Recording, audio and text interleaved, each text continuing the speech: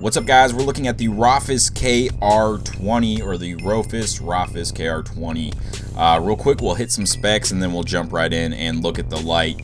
This does use a Cree XP-L HIV3 LED. That's a long name for an LED.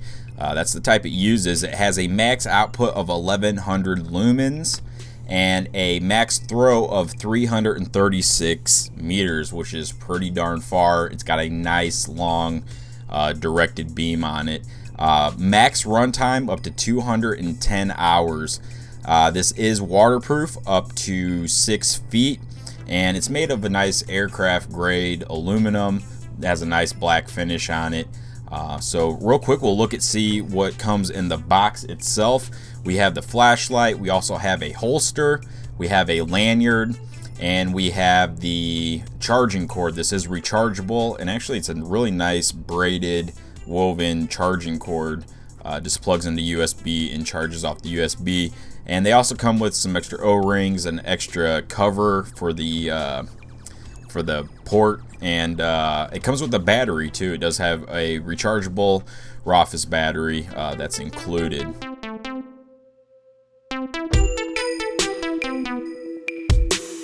Alright guys, let's go ahead and take a look around this guy here real quick. We'll start up here at the top. You can see we do have kind of a teethed little tactical front here, so if you want to strike something. And then if we look down in there, you can see we have a rather deep reflector. Nice and smooth, and that's what allows it to give it that nice throw that it gets. And then the LED way down in there. On the sides here, this is where you'll have the charging port, and it is a rubberized little charging port. There is an arrow on this, so it tells you which side to pull from, because you know it's kind of flush with the light when it's in there, so if you start pulling from the other side, it could pop out.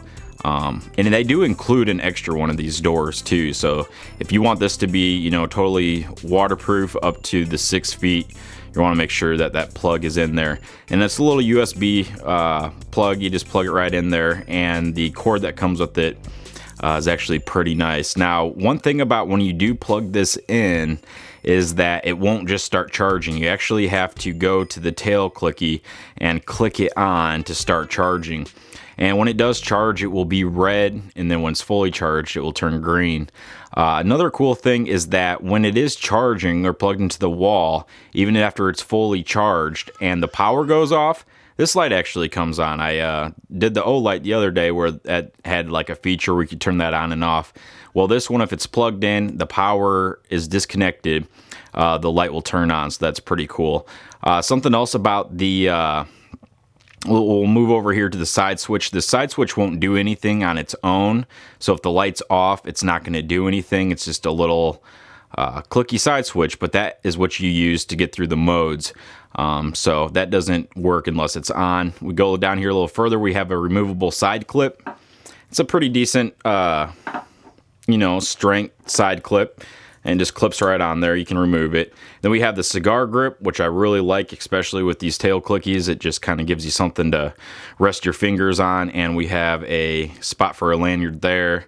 Down here on the tail cap, we have another spot. I don't know if you want to put your lanyard there.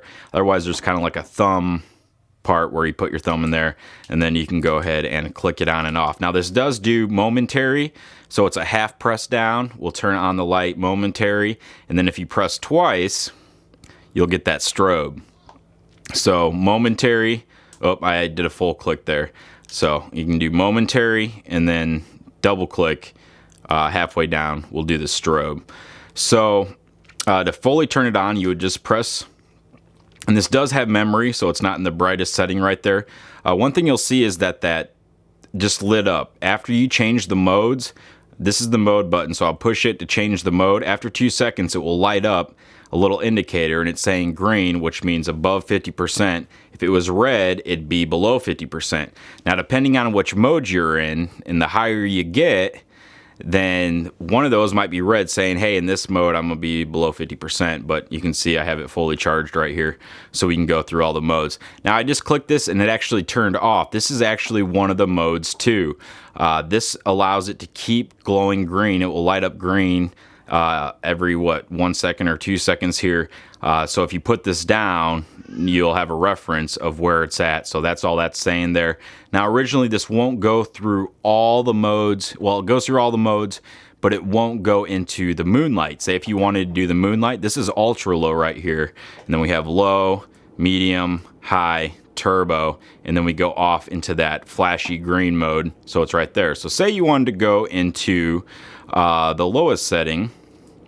So this does have memory, so if I turned it off here, I'm in like low right now. I turn it back on, it will be in low. But let's say if I want to go into the moonlight setting, all you do is you push the side button first, and then you push the tail clicky, and then you'll have that moonlight right there, and then you can go into ultra low, low, medium, high, turbo, and then back into that flashy green mode. Now anytime we can do a 3-second hold down, and we'll get that blinding strobe.